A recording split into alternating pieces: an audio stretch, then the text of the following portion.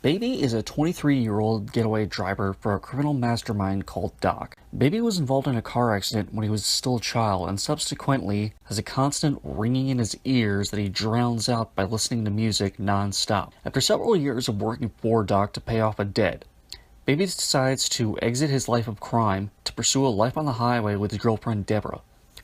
But circumstances prove that to be a rather difficult task, if we're being honest. Why must life be so hard? Why must I fail in every attempt at masonry? Pros. Opinions on Ansel Elgort seem to range from hatred to love to honest confusion that anyone even has an opinion on the guy. But that all said, he's on his A-game here as what is a pretty unconventional action star. Let's face it, Keanu Reeves he is not. But Ansel manages to really play the action scenes really well. I mean, granted, all he really has to do is stare really intensely behind a pair of shades, while a stuntman does the real driving, but still. And as far as the non-action part goes, where it really is do or die for Ansel, he acquits himself really well. He's charming in the romance scenes that ends with Lily James's Deborah, and he does a fine job of making for a believable and likable anti-hero. Nice job, Ansel. I look forward to forming an actual opinion about you outside of this movie. Lily James is an actress I have a lot of fondness for. I've never watched Downton Abbey, but in all honesty, Kenneth Branagh's Cinderella remake was one of my favorite, if not my absolute favorite, films of 2015. And Miss James was a big reason why. She's so charming, it's not even remotely fair. And that charm is well on display here. She doesn't have very much to do here. In the first half, she's just a pretty lady that Baby visits at a diner every so often. And in the second, she's mainly just there to be Baby's sidekick as he escapes from other criminals. But I'd say her lack of necessity to the mechanical story is made up by her necessity to the emotional story. She's effortlessly likable, and you can immediately see why Baby is infatuated with her. Plus, she has one last scene near the end of the movie where she actually makes for a pretty decent badass herself, but I won't go into too much detail. Kevin freaking Spacey as Doc. Do I need to say anything else?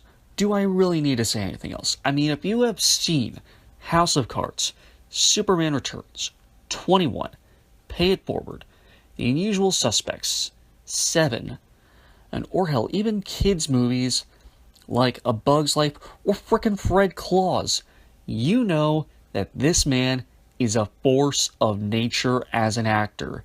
His role as Doc is pretty small, but he makes it memorable. It's not his most intimidating character yet. I mean, he's played a blasted serial killer, a supervillain, and President Francis J. Underwood. A criminal mastermind won't be his scariest character, but he has the right mix of charm, intellect, and bite you want with a character like Doc. And do I really need to say anything else? John Hamm, who I'll talk about a little bit more when I review Sucker Punch, plays the main villain of the film.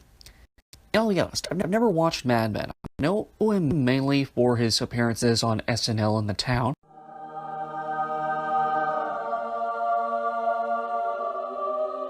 And that's about it. But you know what? This movie makes me want to watch him on Mad Men.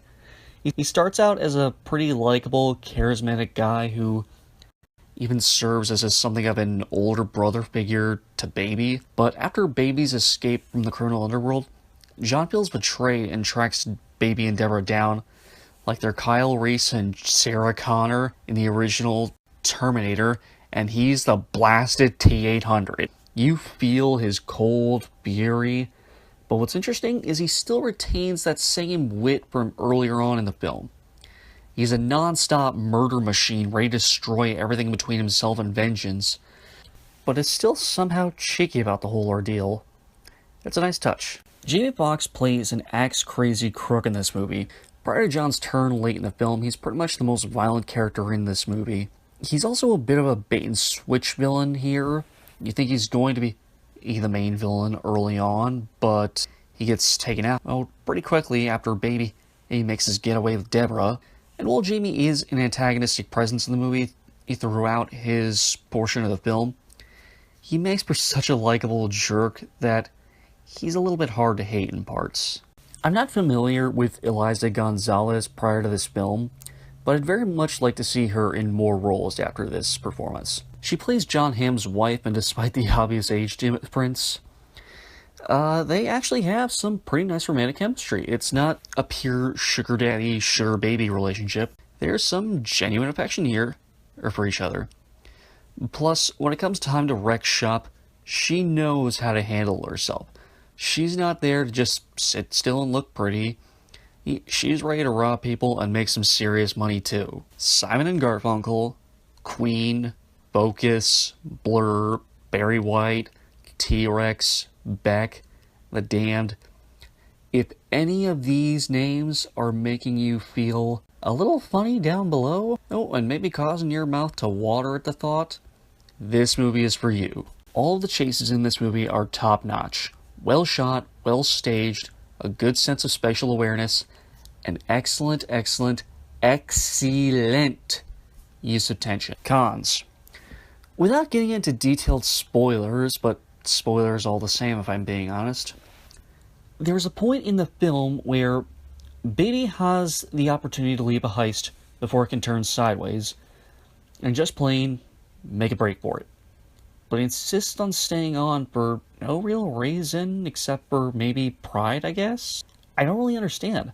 If he ran right then and there, he'd have encountered no ill will from the crew, save for maybe Jamie Foxx's character, but he'd be long gone by the time he knew anything. What the hell is up, baby? You gonna go or not? Come on, man.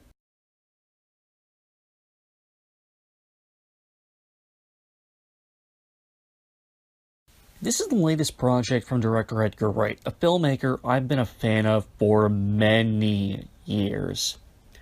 This fine British person is also the man behind works like Shaun of the Dead, Hot Buzz, Scott Pilgrim vs. the World, and The World's End.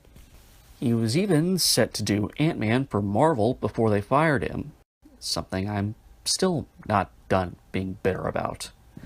But to be honest, I'm glad that fell apart so that I could do this. There's dozens upon dozens of people who can do a good superhero movie, and I love superhero movies.